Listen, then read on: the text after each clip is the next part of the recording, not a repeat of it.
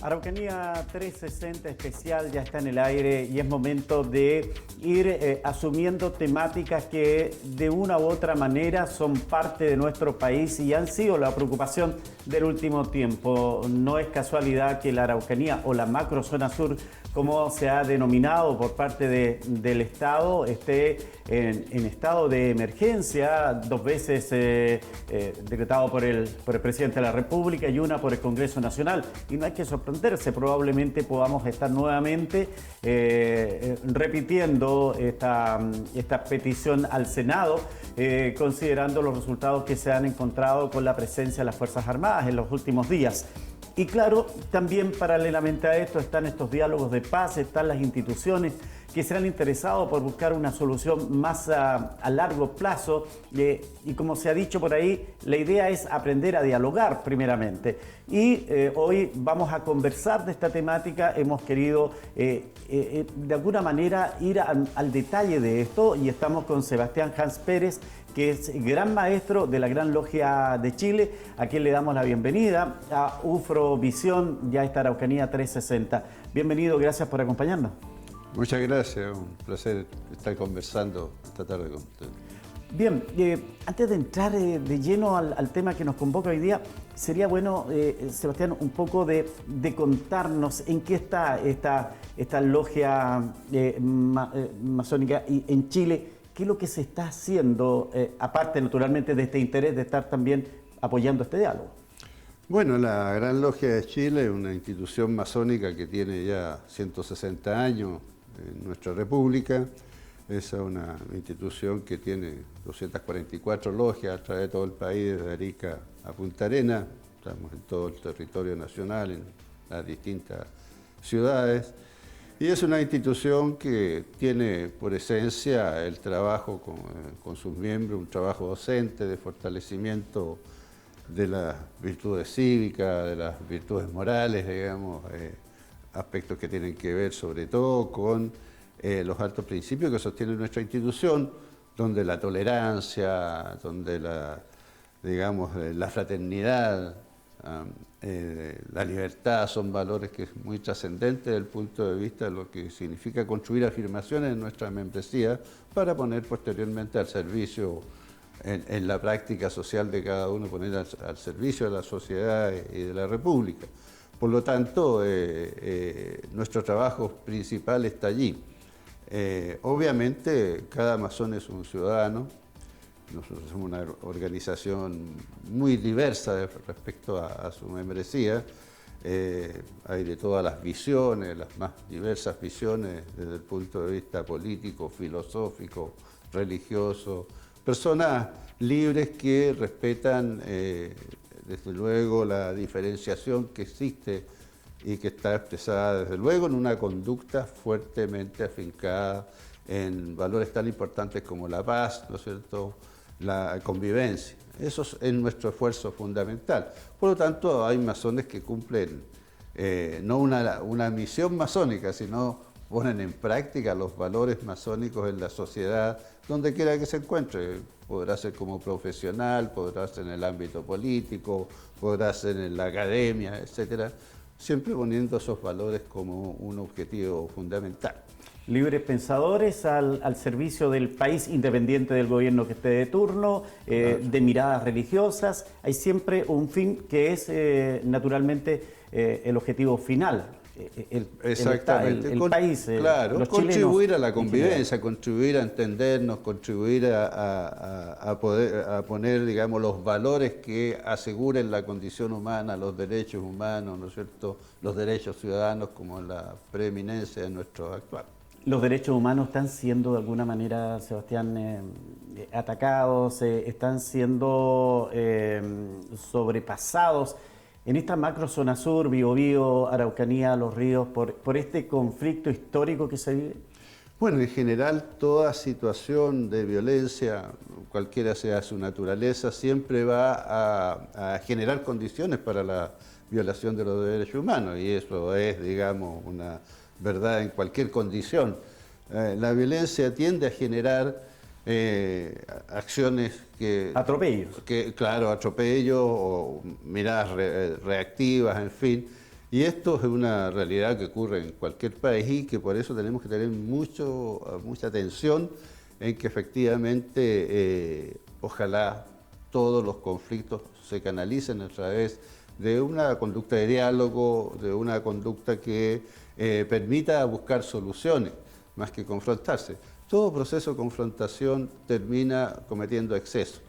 Puede ser justificado de distintas maneras, a partir del respeto a la ley, o a partir de una ideología, a partir de una comprensión de los procesos que vive determinado país, pero en el fondo la exacerbación de la confrontación y la violencia siempre van a traer acciones que rayan desde luego en la violación de la condición humana y sus derechos. El contrapunto se crea acá cuando quienes no están de acuerdo, como el actuar de la policía, más aún reforzado por las Fuerzas Armadas, sienten que sus derechos humanos están en peligro.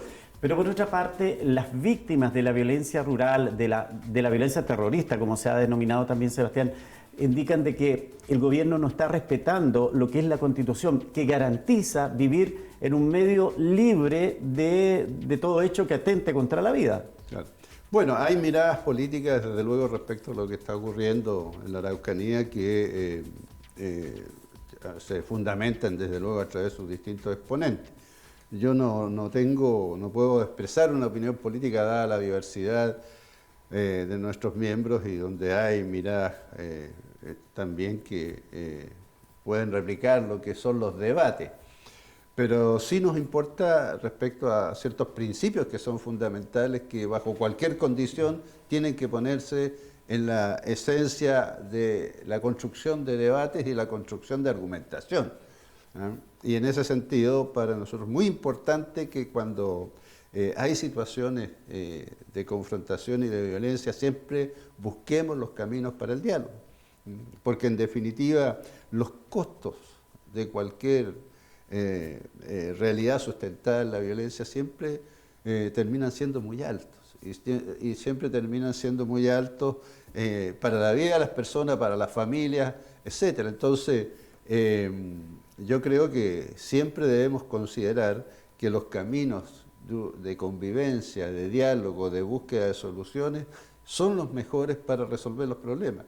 Hay sociedades y hay experiencias históricas en los últimos 30, 40, 50 años en el mundo que nos dicen precisamente que después de altos costos pagados, al final hay que llegar a conversar y negociar.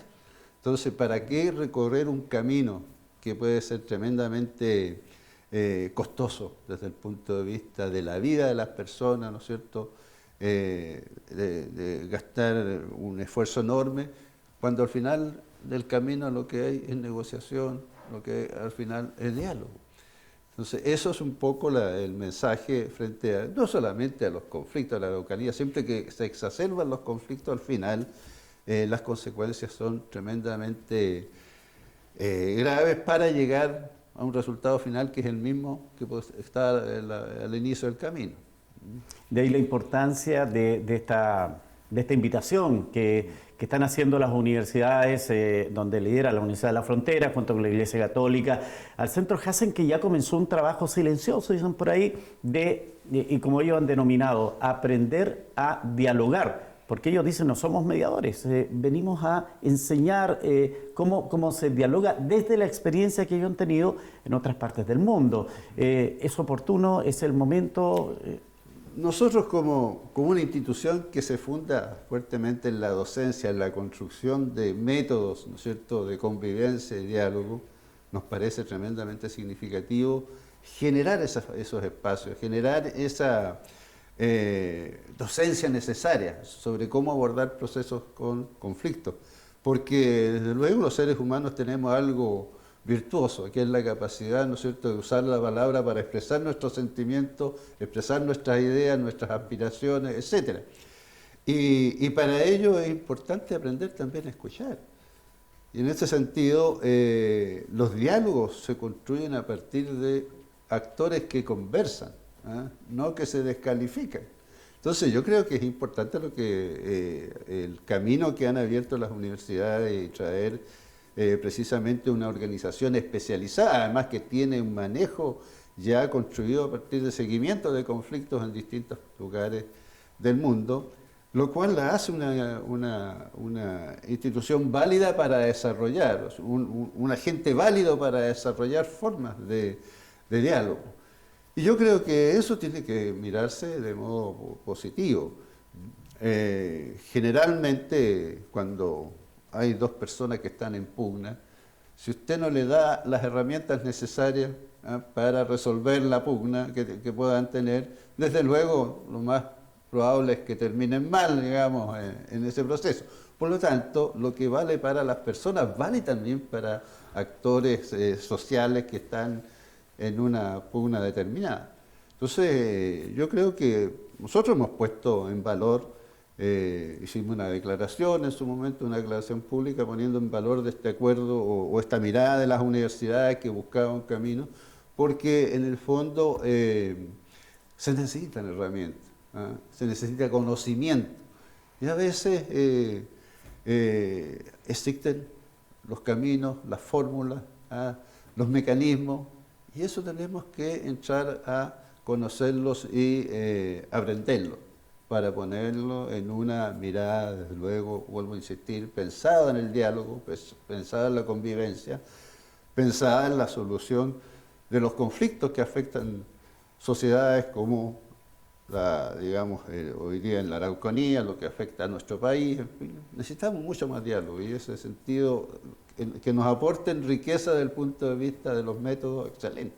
Y en esa perspectiva, ¿qué puede aportar la logia, por ejemplo, para ayudar también a todo este trabajo que se está haciendo silencioso, se dice, y que, bueno, hay mucha esperanza en que pueda tener resultados? Claro, bueno, nosotros hemos en primer lugar apoyado la iniciativa de la universidad y lo hicimos en una declaración pública.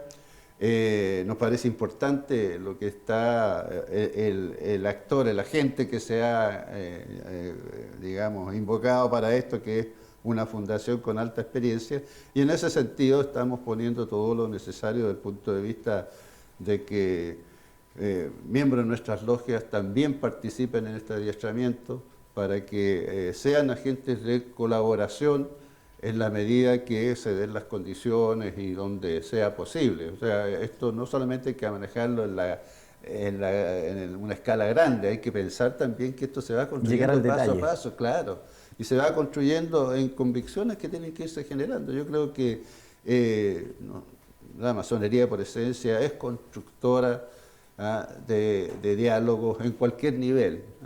Siempre se piensa que los diálogos grandes son los que solucionan, pero para llegar a esos diálogos hay que construir... Hay que trabajo en la calle. Claro, parte a parte, digamos. No es fácil esto, porque llegamos a buscar diálogo en una condición tan hostil que está esta zona. Por un lado tenemos declaraciones de grupos que armadamente llaman a sumarse para, vía las armas, conseguir los propósitos que buscan. Y por otro lado, el sector político, el sector estamental de gobierno, dice que con quién conversamos, y donde dice las personas que están con armas no van a ponerse a la mesa. Entonces no es fácil tampoco entrar en ese equilibrio necesario para dialogar y decir qué es lo que necesitas y de qué manera podemos responder. Bueno, en realidades complejas de violencia, de grupos armados, digamos, en distintas partes del mundo, usted tiene que sentarse en algún momento, porque, digamos, la lucha permanente, la violencia permanente también produce un agotamiento y las vidas, ¿no es cierto?, tienen su tope en el sentido de decir, bueno, me voy a dedicar toda la vida a esto. Esto es mi opción de vida. Entonces las personas en un momento determinado tienen que entrar en algún momento de reflexión, y la reflexión hoy día es mirar las experiencias, las experiencias. Hay países que han vivido largos conflictos. Colombia, por ejemplo. Colombia, digamos, el Líbano vivió hace algunos años atrás, unas décadas atrás, una realidad de violencia, y hoy día la gente ya no quiere volver a eso. Y olvidan y sepultan ese camino, porque la violencia en definitiva conduce, digamos, a la pérdida de vida, a la pérdida de horizontes respecto a cómo resolver los problemas. Y yo creo que lo que hay que tomar esas experiencias, aprender de ellas. Y vuelvo a decir, en definitiva, los grandes conflictos que han marcado sociedades, que han marcado realidades étnicas distintas, intereses nacionales, en fin, al final, después de contar las víctimas, el camino mejor siempre va a ser la paz. Entonces, ese es el tema. Yo creo que obviamente hay una mirada que se ha construido dentro de grupos que están actuando, pero también se gana el ardor de la pasión frente a lo que significa la condición de injusticia que han sufrido. Sí, eso no queda duda. Entonces, lo que sí, aquí creo que hay una gente que del último tiempo se ha ido advirtiendo, que es la presencia del narcotráfico. ¿Usted cree que efectivamente hay narcotráfico también detrás de esta acción de violencia? Bueno, yo creo que el narcotráfico ha tratado de entrar muy fuerte en nuestro país y eso es una realidad. Y al narcotráfico le conviene, desde luego, construir alianzas para consolidar posiciones o territorios donde no pueda tener un control el Estado, la policía. Eso lo vemos en México, lo hemos visto, ¿no es cierto?, en Colombia, en fin, en países donde el Estado ha quedado atrapado frente a una realidad y marcada por la violencia y desde luego con el interés de estos grupos, ¿no es cierto?, de estas asociaciones destinadas al narcotráfico. Yo creo que ese es un problema que complejiza, ¿no?, pero también hay que entender que los territorios, digamos, no pueden ser abandonados por la acción del Estado, un Estado que debe representarnos a todos, digamos, en ese sentido.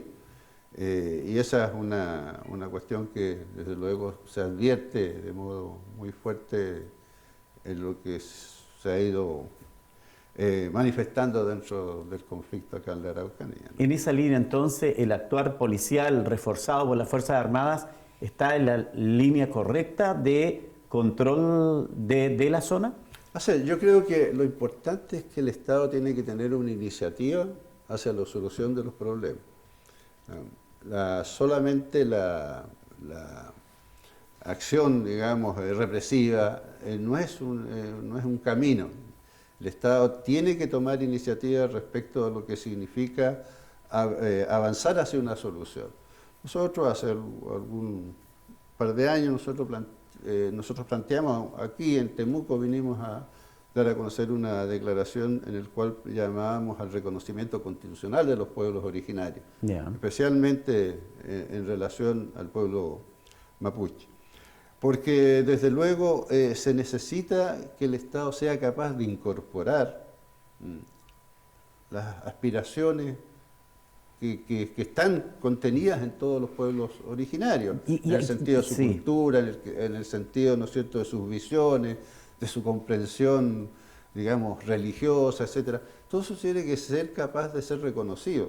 Y los países que han avanzado fuertemente en ello son una buena referencia para esto. Sebastián, ¿a qué digo usted que eso haya sido un tema de larga data, pendiente en la historia, que los gobiernos que han pasado administrando el Estado no han respondido a ese llamado? ¿Qué involucra un pueblo mapuche, por ejemplo, como usted dice, con su reconocimiento?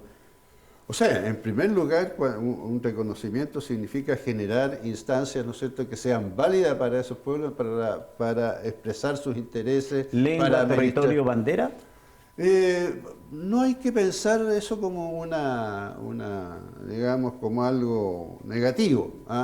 Hay que conversarlo porque desde luego yo creo que es legítimo que los pueblos originarios reclamen, ¿no es cierto?, su lengua.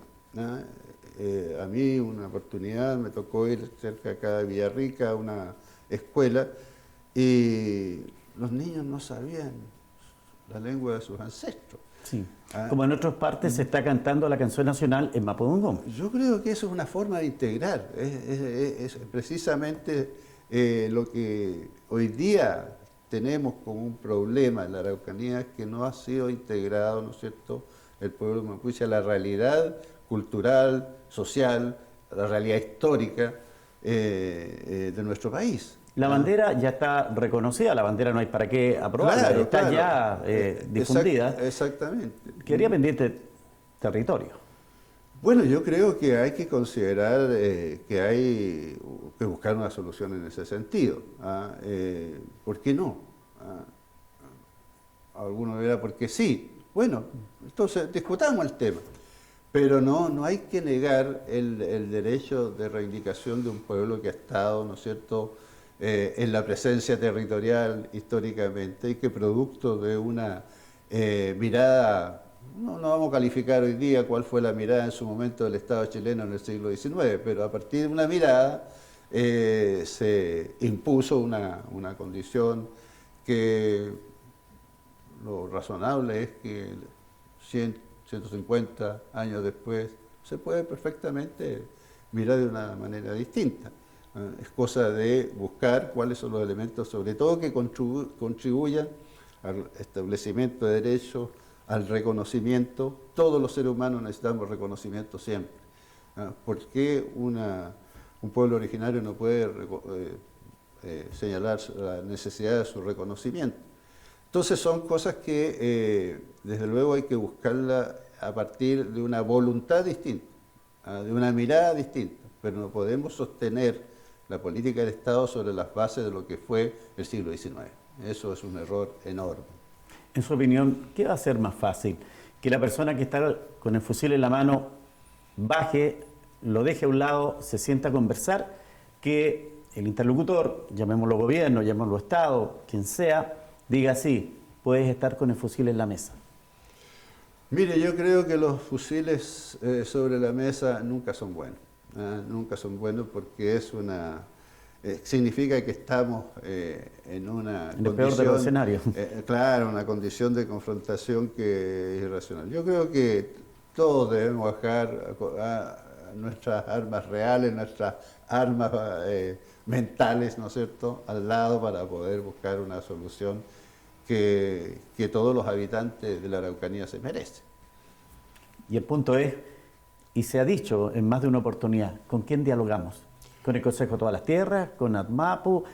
¿Con, no sé, de diferentes organizaciones? ¿Con el mapuche que trabaja la tierra, que no reclama, que está integrado incluso a la exportación frutícola? ¿Con qué conversar para pasar este paso? Yo creo que es una buena opción si usted reconoce a los pueblos originarios constitucionalmente, generar instancias donde todas esas miradas participen.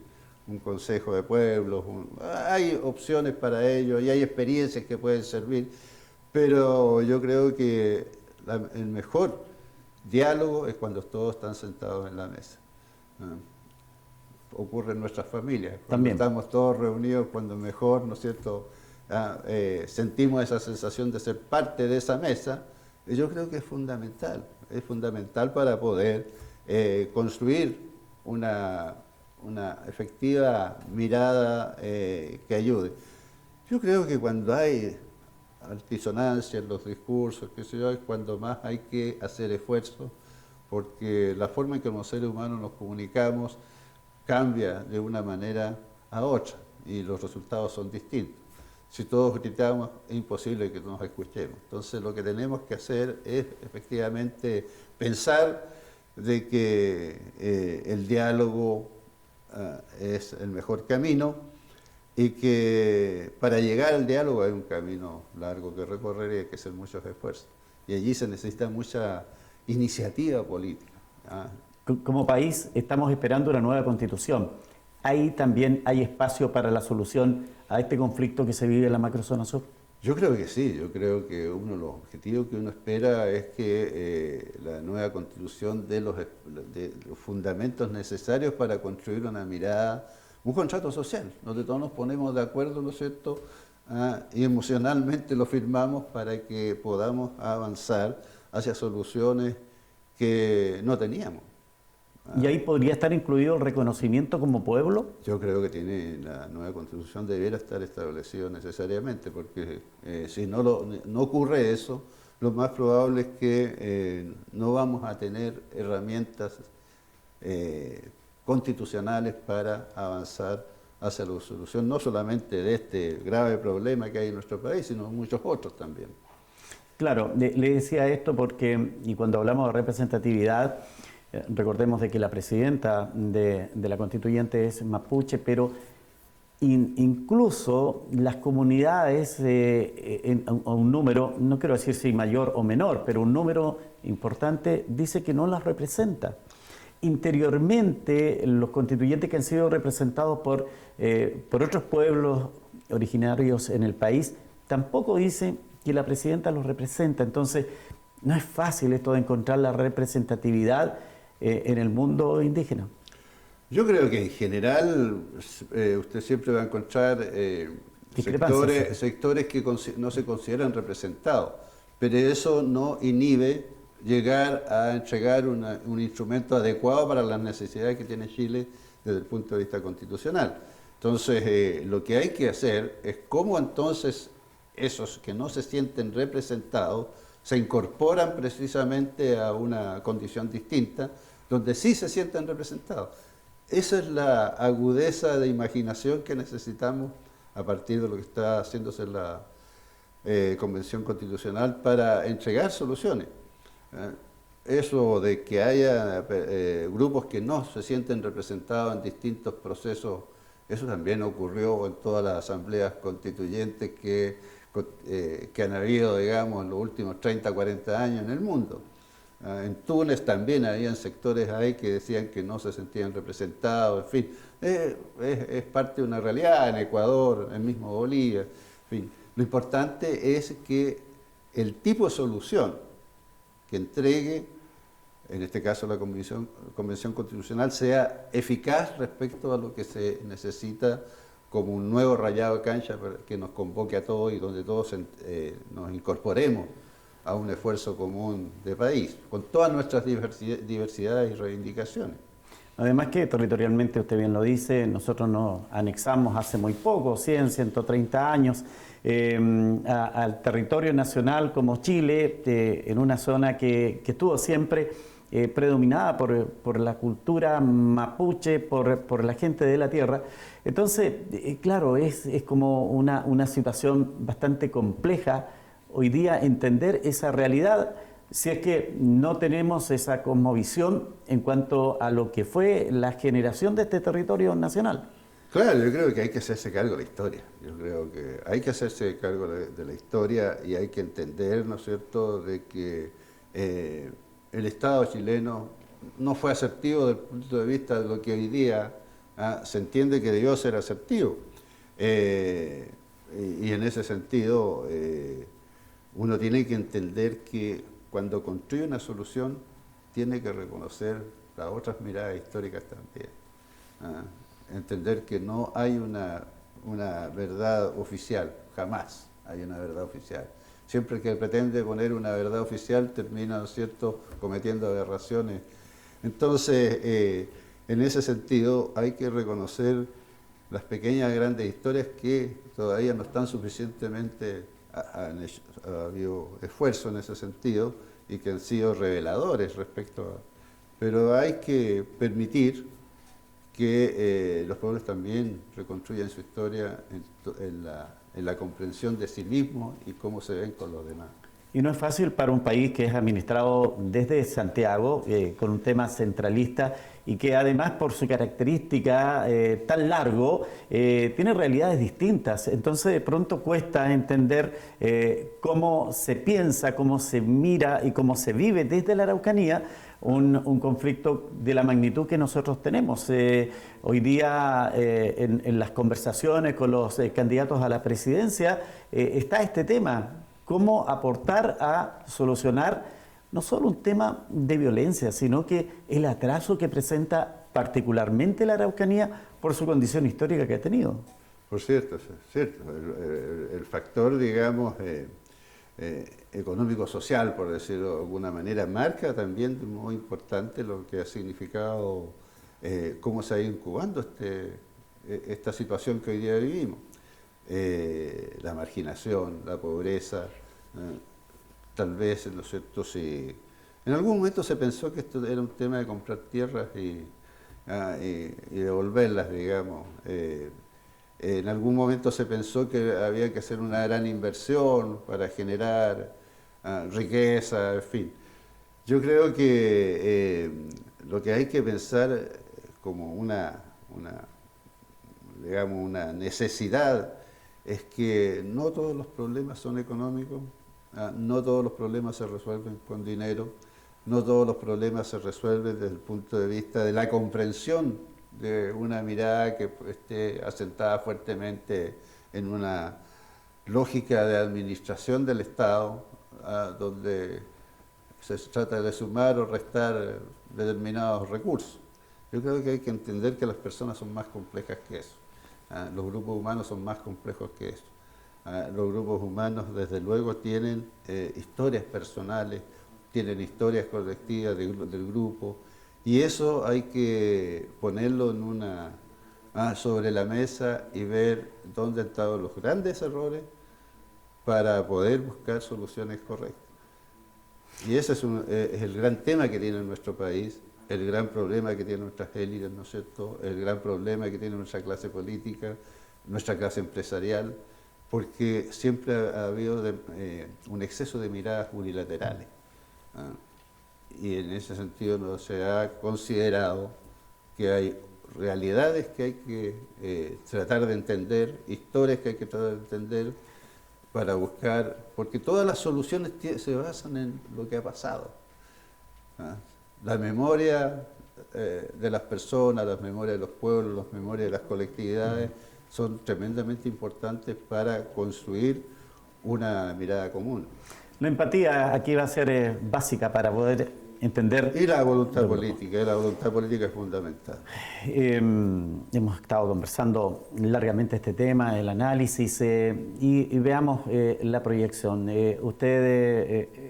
Claro, poner tiempos es difícil, pero ¿cuándo cree usted ya que podríamos decir estamos en una señal concreta, estamos encontrando una vía de acuerdo? ¿En dónde podríamos cifrarnos si hacemos una proyección, paralelos ahí, ver si es que avanzamos o no en estos claro. diálogos de paz? Para ello es fundamental, con el instrumento que hoy día se tiene, que nos ha entregado la democracia en nuestro país, que es la Convención Constitucional, que nos ha entregado la institucionalidad, que nos ha entregado la democracia, que nos ha entregado también de modo importante la demanda social.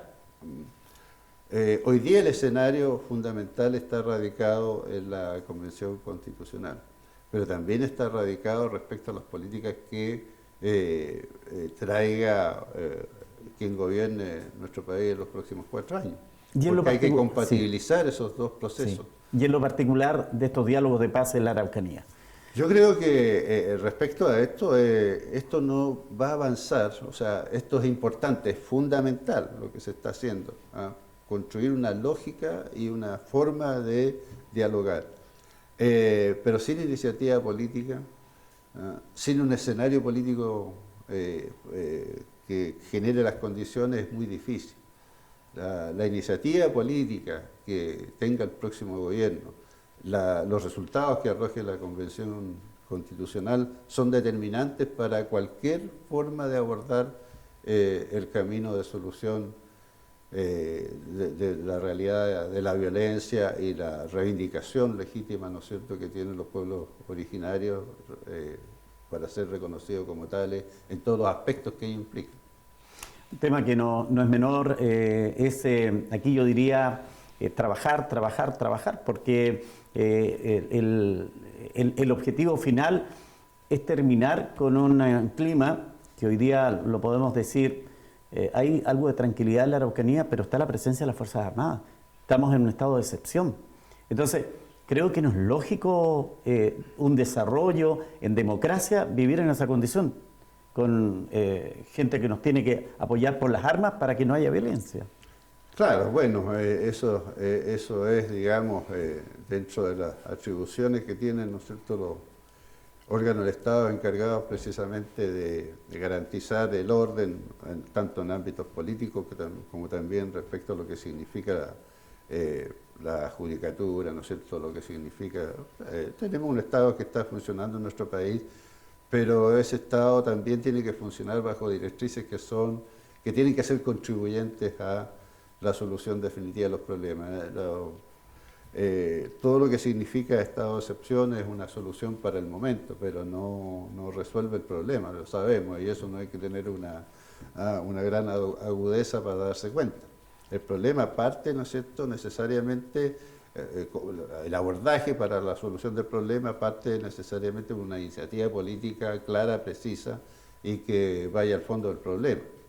Y eso es lo que esperamos, que los nuevos escenarios que arroje, ¿no es cierto?, la próxima elección presidencial y que arroje digamos, la Convención Constitucional, eso es esencial y nos puede dar, ¿no es cierto?, un camino con claridad, o tal vez nos puede dar un camino que no nos otorgue, que no nos entregue claridad. Por eso es muy importante que la ciudadanía hoy día participe en estos procesos eleccionarios que se van a realizar el próximo. Se elige un nuevo parlamento, ¿no es cierto?, se elige presidente de la República y también consejos regionales que también juegan un rol hoy día con la nueva institucionalidad de regionalización que se está construyendo a partir de la elección de los gobernadores. O sea, estamos mirando lo que ocurra en esas elecciones porque es muy importante para ver qué opciones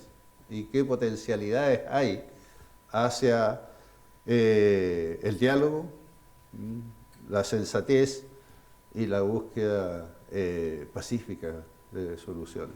Usted lo ha resumido muy bien, estamos viviendo un momento histórico, tal vez único en nuestro país y para la Araucanía, porque aparte de lo que van a ser la elección de nuestras autoridades, aparte de lo que es la confección de esta nueva Constitución, tenemos estos diálogos de paz, este trabajo que están haciendo las universidades, centros internacionales trabajando acá, el apoyo de ustedes. La verdad es que vemos tanto esfuerzo, tanta dedicación, que pensamos, es difícil no poder salir de este atolladero que estamos sumidos aquí en la macrozona sur. Sí, yo creo que, claro, toda esta sumatoria de esfuerzos tiene que ayudar, y en ese sentido la mejor disposición de colaborar desde nuestra institución. A nosotros no nos interesa que él lidere estos procesos, nos interesa que los procesos se hagan, y en ese sentido vamos a hacer todos los aportes que podamos para ayudar a que haya una solución sostenible, que haya una solución que realmente interprete todos los distintos intereses y miradas que son legítimas y que, como le decía, tienen una argumentación basada en sus historias personales, en sus realidades, que desde luego no hay ninguna solución que se piense en que los factores que determinan las conductas no vayan a estar presentes. Por lo tanto, reconozcamos lo que tenemos que reconocer y trabajemos desde el punto de vista del futuro. Tenemos que pensar en las enormes potencialidades que tiene nuestro país, que nos posibilitan precisamente entregar felicidad a sus habitantes si somos sensatos y si somos capaces de poner el bien superior y el bien común por delante. Muy bien, quiero agradecerle a Sebastián Hans Pérez, gran maestro de la Gran Logia de Chile, este tiempo que nos ha entregado para conversar acá en el canal de la Universidad de la Frontera, un tema que es para nosotros tremendamente importante, del cual no solo nos preocupamos, nos ocupamos también de contarle a la comunidad lo que se está haciendo en favor de la paz que tanto necesitamos. Ha sido un placer conversar con usted. Muy bien, y nosotros nos reencontramos todos los miércoles a las 19:45, no, el próximo miércoles llegamos a estar a las 20 horas porque ya vamos a pasar el proceso eleccionario. Que estén muy bien, muchas gracias.